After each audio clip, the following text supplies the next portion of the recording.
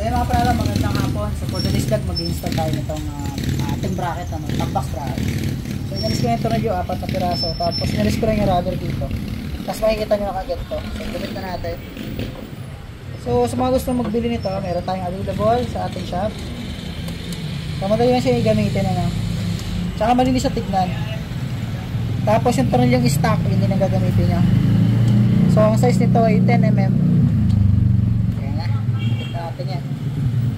Siyempre, gamit tayong M4 wrench. Shoutout kay GNPs, pansinin mo naman yung message ko. Magpapare-grind tayong pumps.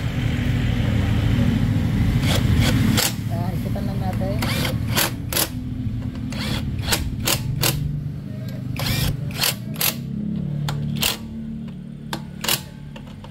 At siyempre, hindi natin pwedeng dito paslingin yan.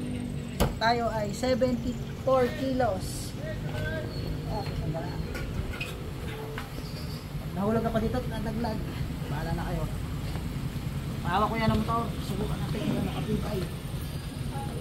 Saan? Yan, 74 kilos yan. Oh. Bibay.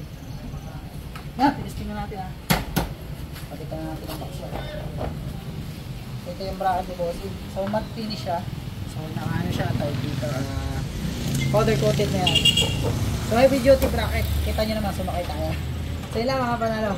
So pag gusto nyo ito, PM lang agad sa ating Facebook page, Win Moto Garage. Peace!